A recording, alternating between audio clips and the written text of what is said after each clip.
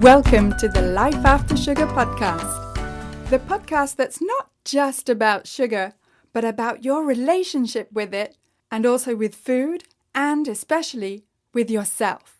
So if you want to discover your life after sugar and hear inspiring stories from all kinds of people who also cut out sugar in their way, at their pace, for their own reasons, this is the podcast for you. Because when you take away the sugar, you can finally discover the real sweetness in your life.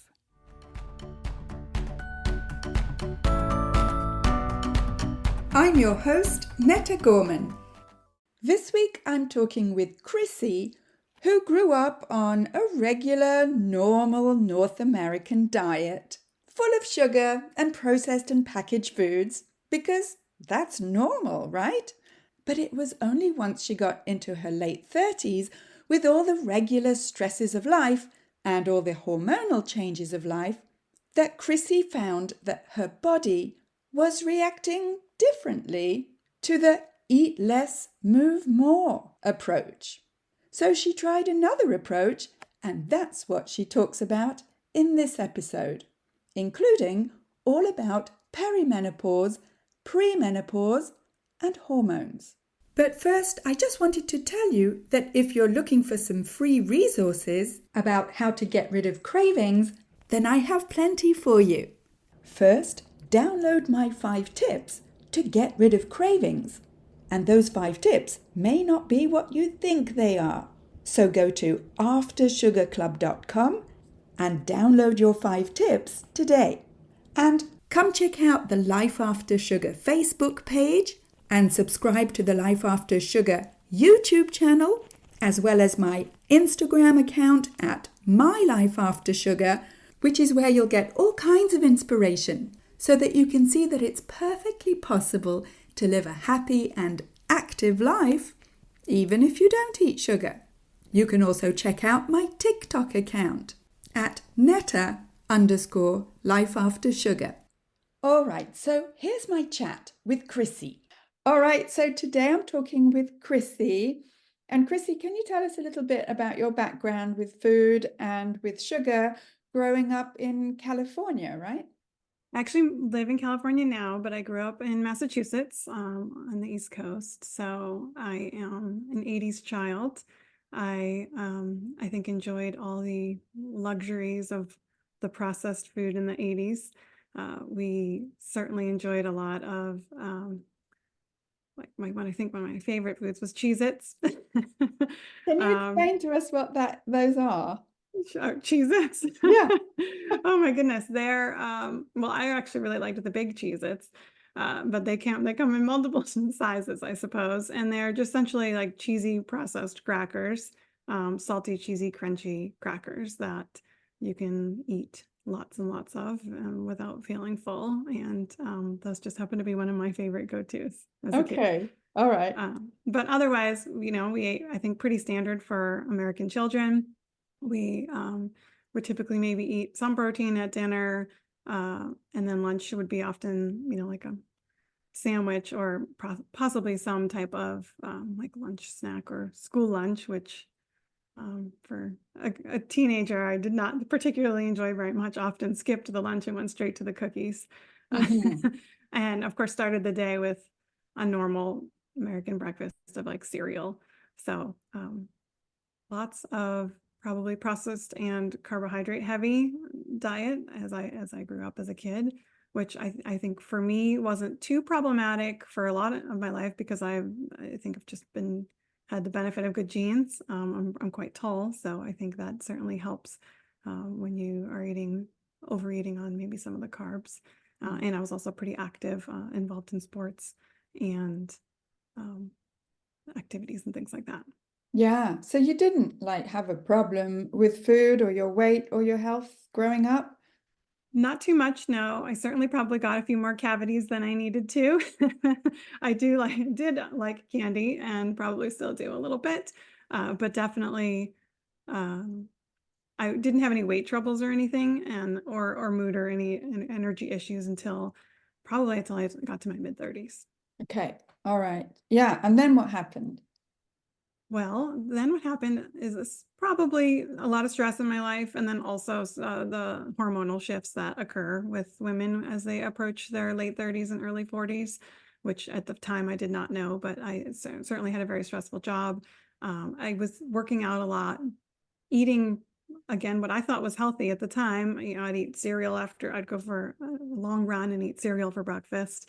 Maybe I'd eat a couple eggs, but that was probably every other day or every couple of days, and cereal was certainly my go-to. Um, and then as I, continued that and I got a little bit older and again had a relatively stressful job, I noticed that I was starting to gain weight and had no energy and really just wasn't feeling like myself. I wasn't sleeping well, and all these things just started to pile up all at once. Mm-hmm. So I think, like most women, I, of course, went back to things that had worked in the past and started doing a little bit more cardio. Also went to, started calorie restricting. I went to a personal trainer who recommended calorie restrictive diets, which again, I was relatively fortunate and hadn't had to do much of most of my life until I hit this point, and started cutting back. While I was doing the calorie counting, I wasn't necessarily paying attention to macros. So I was still eating a lot of the same things that I was eating, but I wasn't necessarily eating as much of it. Okay. So you're eating what, just less of everything? Just less of everything. Yeah. So still eating probably cereal for breakfast, but a smaller portion. Eating salad for lunch, but not necessarily with protein. Maybe had some like beans or legumes or something in there, but which can be pretty carb heavy. And dinner, again, like normal dinner, I might just eat one slice of pizza instead of like 2 or 3 slices of pizza. There wasn't a lot of attention to food quality or food type. It was Mm-hmm. really just counting macros or counting calories.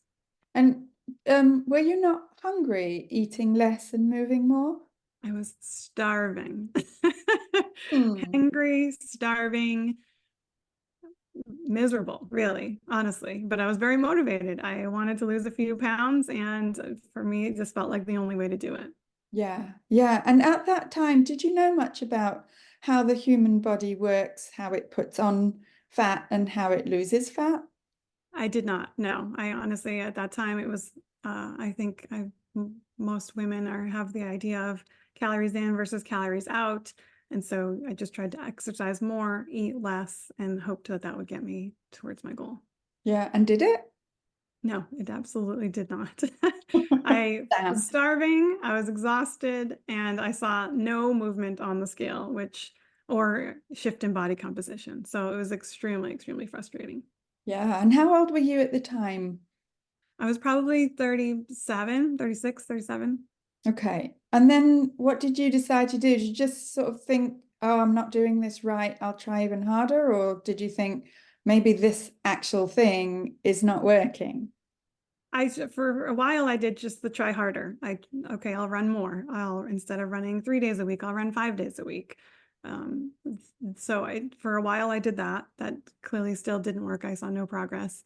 And then eventually, I started to see some functional doctors, which opened my eyes to some functional lab testing, started to understand a little bit more about the stress response and how my body was basically like completely depleted of um, I was just on like really burnt out and like flatlined on my cortisol, and realized that the stressful job plus the stressful exercise of the intense cardio and the under eating were all stressors that were really impacting my energy, my mood, my weight, and really everything around me.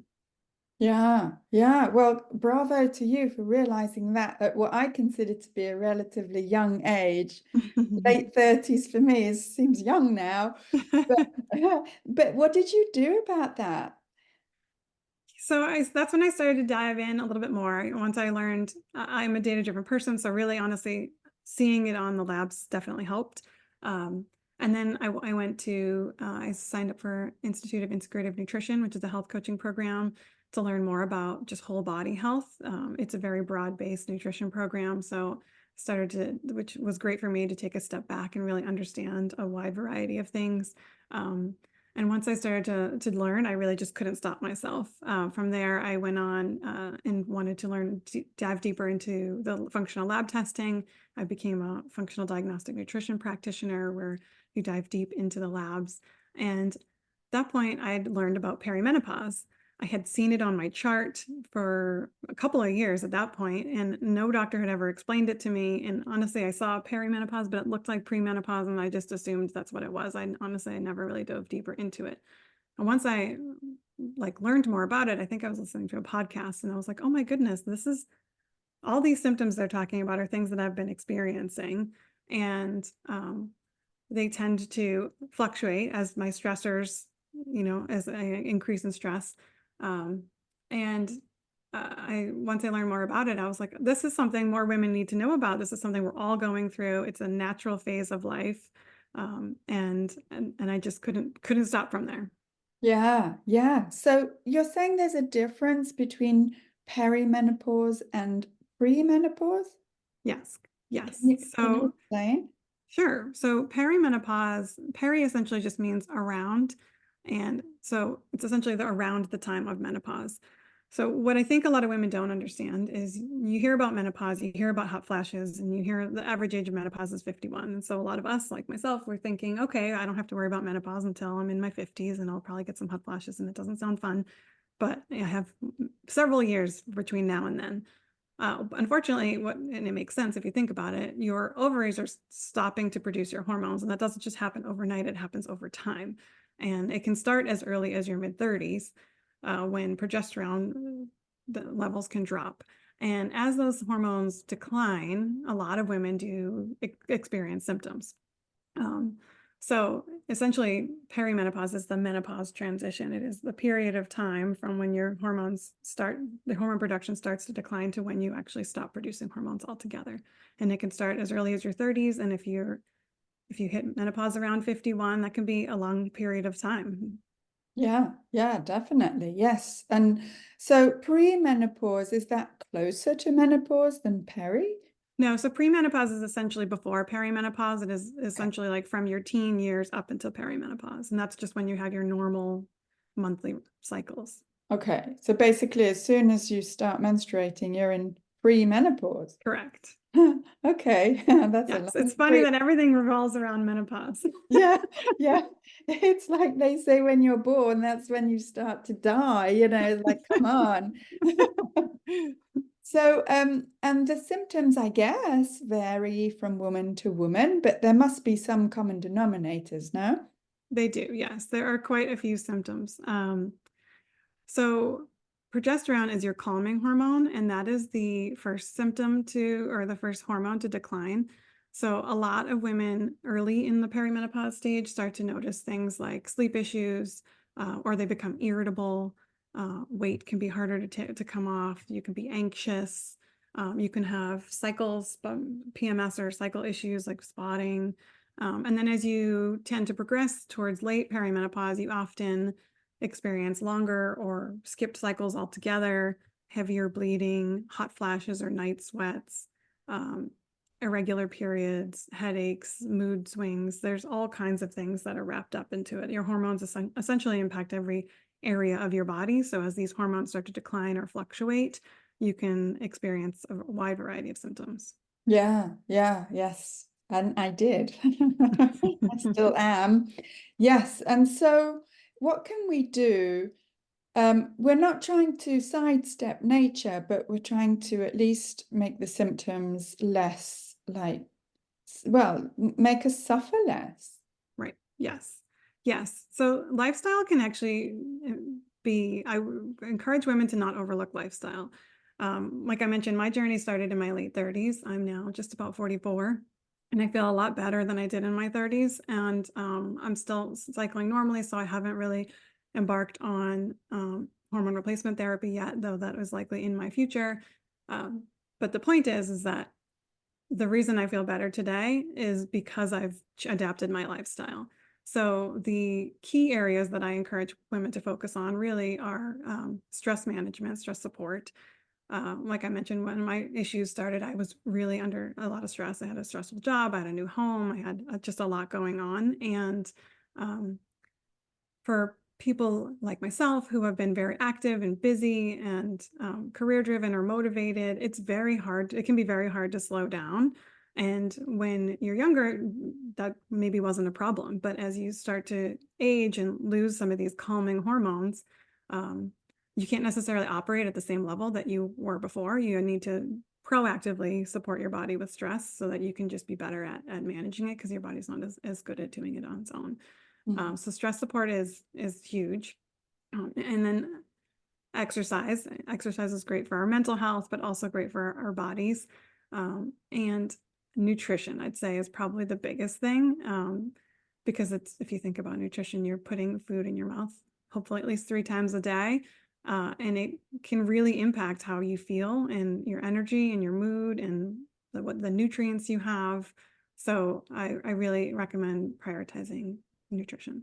Yeah, yes. And this is what this podcast is all about, specifically, as you may have guessed from the title, about sugar. And so how can reducing sugar help with like perimenopause symptoms? Yes, it can actually help quite a bit. So what a lot of women don't understand is that your nutrient needs are actually changing with age. And this is something that, again, you don't necessarily see in mainstream media. You see the calories in, calories out. No, there's no guidance when it comes to age, or necessarily sometimes even macronutrients. But as you age, a couple of things are happening. So when you start your decade of your 30s, you start to lose muscle mass. So you start to lose about 3 to 8% of your muscle mass every decade, starting in your 30s. And that's usually something that happens behind the scenes. You're not necessarily noticing that you're losing your muscle mass. Muscle happens to be like the biggest sink or drain for glucose. So as you lose muscle mass, you become your ability to process carbs reduces. You can't process carbs as well as you maybe did when you were younger. Additionally, estrogen helps you maintain your insulin sensitivity. So as you start to lose your estrogen, you become less sensitive to insulin, and you want to be sensitive to insulin because you want, when your body produces insulin, when you eat carbohydrates, you want to be able to utilize that glucose as fuel and not have it stored. So again, with the combination of these things happening,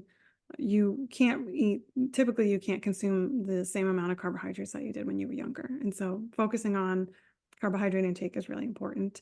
And then another piece I would add is just protein. Your needs for protein increase as you age as well.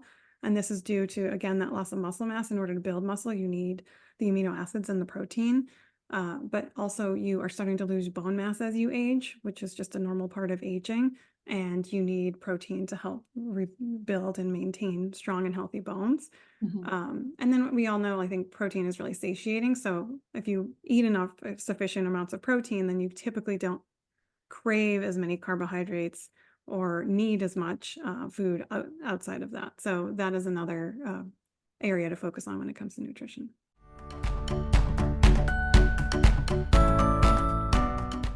I want to take a quick break to say that if this is your first time here, then welcome and thank you for listening to this podcast.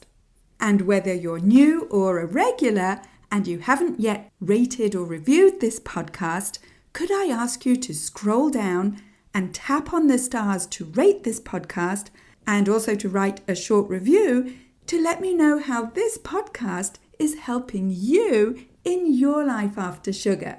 I love reading your reviews. And when you rate and review this podcast, not only does it encourage me to continue making new episodes, but it also helps to share this podcast and have more people see it, so that we can help more people feel better and lose weight with less sugar. So again, thank you for rating and reviewing this podcast and for spreading the word about sugar.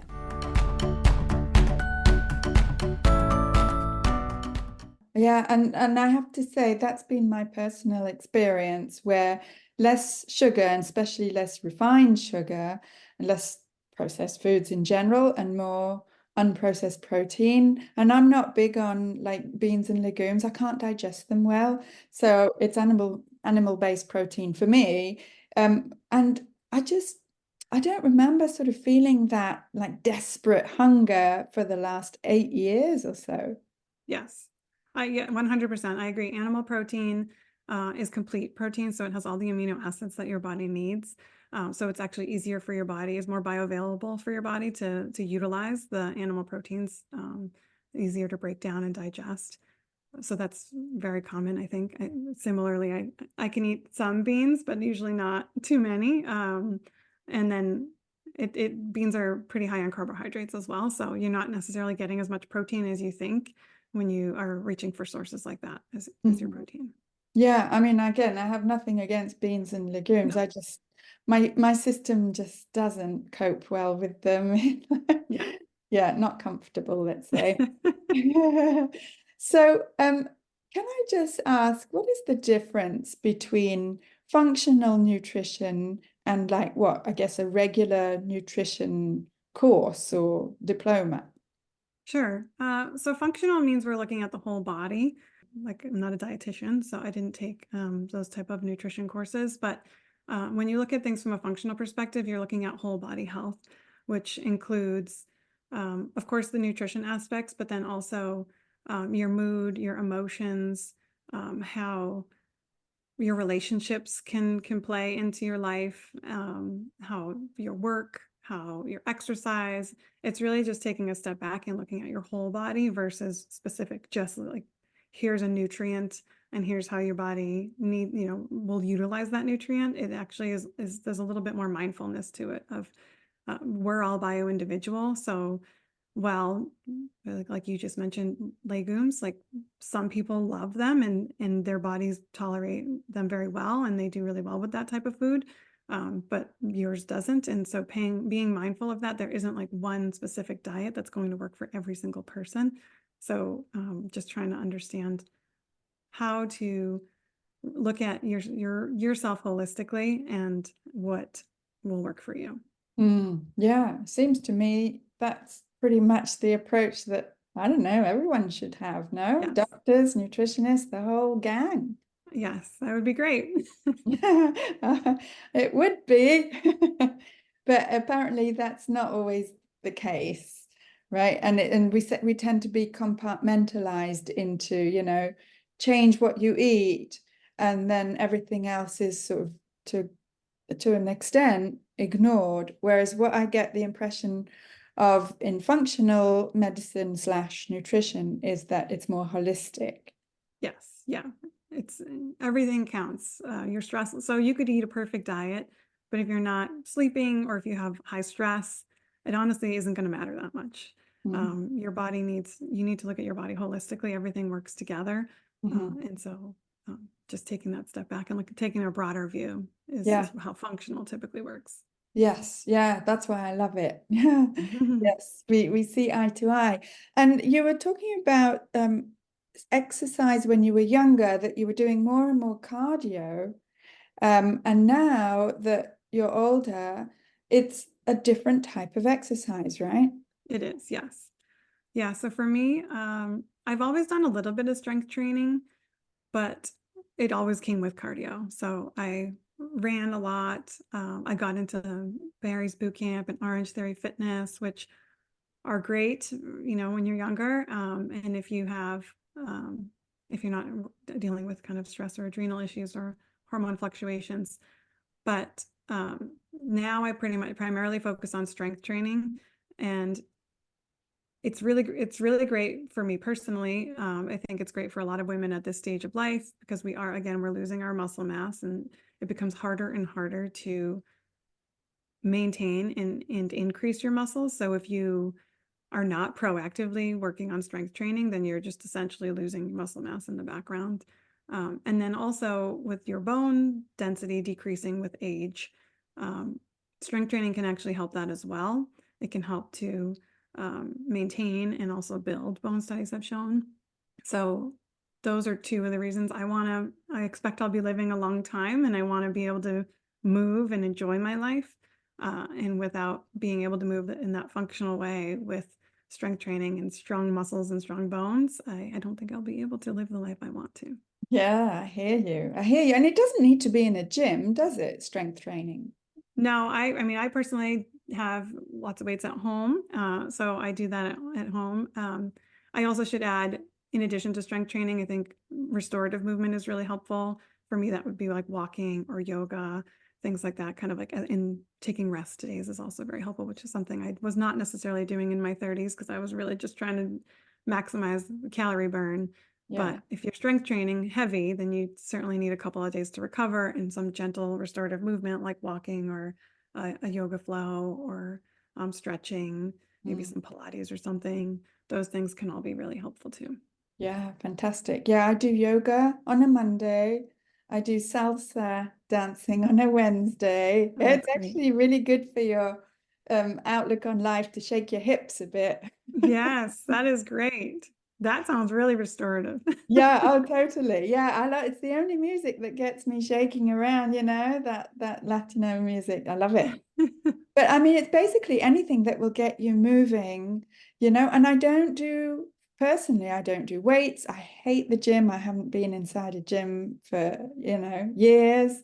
Yeah. And, it's things like running upstairs with baskets of laundry and carrying shopping bags, grocery bags. It's that I'm thinking, well, this is my personal gym. Yes, it can be. It's like, doesn't matter what the weights are as long as you're lifting things and working your muscles, regularly, right? Right. Yes, you definitely want to make sure that you're consistent and somewhat regular with lifting, but it'll vary for everybody. Yeah, yeah, smashing. So can you just explain a bit more about people's ability or women's ability to process carbs as we get older? Because that is kind of a new, probably for me at least, it was a new concept. Sure. Yes. So again, the loss of muscle. Muscle is the biggest sink or drain. So as you lose muscle, you just can't process as much because you're less sensitive to insulin.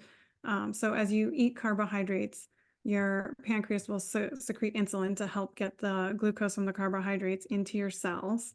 And if you become less sensitive to that insulin, then you are the glucose isn't necessarily getting into the cells because the cells are resistant to insulin, so they're not kind of opening their door to let the glucose in, which means it'll just be floating around in your bloodstream. What else can happen is when you lose muscle is you can decrease your metabolic rate, so that when muscle helps you burn calories at a faster rate, so that can also be something that can impact your ability to process carbs. And during the menopausal transition, just generally, so estrogen is anti-inflammatory, and with increased inflammation, you want to do what you can to, like, obviously decrease it. And a lot of carbohydrate type foods can actually be inflammatory on the body. And so that can also be a factor when you're considering what to eat, like carbohydrates. I mean, I'm not saying don't eat any carbohydrates. I think you have a very strong message of not depriving yourself. And I Yeah. agree. Like, we don't want to live in a world where we're not able to do or eat anything. Yeah. We need fiber to help keep our gut healthy and feed our good gut bacteria, and fiber can help fight inflammation. So I'm not saying that we should cut carbs completely, but you're just not able to handle the volume that you were necessarily before. Yes, the volume and the type of carbs, because Right. it can be a bit confusing to put well, there's different types of carbs. And so when a lot of people say carbs, they mean processed sugar. And of course, fruit and fiber, they're also carbs, right? So exactly, you've nailed it. I don't think we should be depriving ourselves of anything at all. And it's funny because cutting processed sugars for me is not a deprivation because it's actually a gift that you give yourself because you feel so much better. And it's Right. funny how, the description that you were giving of a quote unquote normal American diet when you were growing up is considered to be the baseline, and any change in that is considered to be deprivation, which is Right. crazy to me. Yes, you're right. Thank you for the clarification. When I'm talking about carbs, I am talking primarily about processed carbs, but your lettuce is a carb, Yeah. carrots, apples. So to your point, like we need all the nutrients that come from those foods. And yes, it can be quite a shift because when you're used to eating food that comes out of a box from the center of the grocery store versus the outside aisles, it can feel like a lot at first. But the more you adjust to eating in a more whole food, nutrient dense way, the better you typically feel, and you don't feel like you're necessarily depriving yourself. And if you do still feel like you want to make room for some of those things. Like I don't like those Cheez-Its anymore. Mm. Honestly, I think they taste like cardboard. I don't know why I liked them so much, but there were periods of time where I was like, oh, I'm going to sneak in a few Cheez-Its. And then one day I was like, oh, these are terrible. I don't even know why I liked them so much. So I think you tend to adjust your palate as you as you eat more whole nutrient dense foods and typically end up feeling a lot better. And Yeah. it doesn't feel like deprivation in the end. Yes, exactly. And the message also that I've heard often repeated by not functional nutritionists, but sort of the regular nutritionist is a little bit of everything. Variety includes all these processed foods, and I'm like, but the message is unhealthy for some of us who cannot moderate all the Right. processed foods, and there's more of us than people realize. It's a sort of a toxic message. Yes. Yeah. I think you're right. I mean, I think I like the 80/20 rule where you essentially would 80% of the time consume like the whole nutrient dense foods. And then, if you need to add other kind of processed foods into your life, that would be about 20% of the time. I think that can provide some balance, but I do agree it would depend even what that was, right? Like when I processed foods, like, rice is a processed food, like, Mm. and there's still nutrients in there and benefits to that. So not necessarily flaming hot Cheetos, but Yes, I think there's sort of different places on the scale of what's considered processed. But correct. for me, at least, and for people that I help in life after sugar, it's also a question of our behavior when, Hmm. when we have certain types of processed sugars or processed Yes. carbs, in which case the 20/80 rule for us gets turned on its head. Yes, I could see that. Yeah. And once we have a taste of something, it slides into 80%, if not 90 or 100. It's like, don't go there. Yeah, I could see that. I was listening to one of your episodes from probably a couple of weeks ago, where I've been eating a lot of chocolate at night, just like kind of that one or two pieces. And there's nothing wrong. I don't think chocolate's bad for you, Nor and do it's a I. dark chocolate. But do I need to eat it every night? And I think it was either you or one of your guests was talking about just swapping that chocolate for like a piece of fruit. And I started to do it. And I have to tell you, I was actually like, wow, this is really like hitting the spot. It's satisfying the sweet craving that I'm kind of having at the end of the meal. But then there's more nutrients in the sweet treat that I'm having if I'm eating a mandarin or some apple with a little bit of cinnamon sprinkled on it. And so I've been trying to do that and not eat it. I still eat the chocolate probably once a week, but it's been a nice switch. Yeah, yeah, and credit to you for just being open enough to give it a try, you know? So Mhm. brilliant. Yeah, yeah, smashing. If people want to get in touch with you and make the most of your knowledge and your services, how can they do that?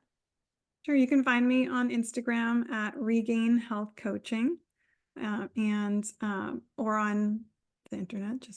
My website is www.regainhealthcoaching.com. And my program, the Hormone Harmony Method, is a 3 to 6 month program where I work with women over 35. And if there's an option to do functional lab testing or not, there's educational modules essentially teaching you what is going on in your body during this transition of perimenopause to menopause. What are the lifestyle things you can do to support yourself? And then if you do want to opt in for some functional lab testing, we'll deep dive into what's going on in your body and specifically some of the tweaks that you could make to improve your symptoms and ultimately improve your health. Fantastic. I'll put those links with this episode. Thank you so much, Krissy. It's fascinating what you know and what you teach. Thank you. Yeah, thank you for having me. It's been great to chat with you. Wow, such a fascinating chat with Krissy, and not just about hormones, but about how everything works together in a holistic manner in the body, and how what we eat or what we don't eat, in the case of sugar and other processed carbs, can affect everything, not just our weight, but how our body functions in general and how our mind and mood function. So whatever your age, whether you're in your 20s, your 30s, your 40s, your 50s and beyond, every step to reduce sugar is a step in the right direction. And if this episode of the Life After Sugar podcast has inspired you to start living your life after sugar, especially to get rid of cravings and slim down and finally feel in control around food, then that's exactly what you'll get in the Freedom from Cravings Formula 90-day program. It's a program that's specifically designed for women over 50 who want to get rid of cravings and live the long-term benefits of a sugar-free life sustainably. In the program, you'll get step-by-step guidance and customized support through the 5-step formula that I've developed to help you get control over cravings so that you can finally live your life with more energy and fit into your favorite clothes effortlessly and feel confident in your food choices so that you can ditch the shame and embarrassment that you feel every time your emotions make you slip or fall off the wagon, and so that you never feel like you're on some kind of a restrictive diet. If you're at the stage of your life where you're finally ready to invest in yourself after all these years of taking care of others, let's chat.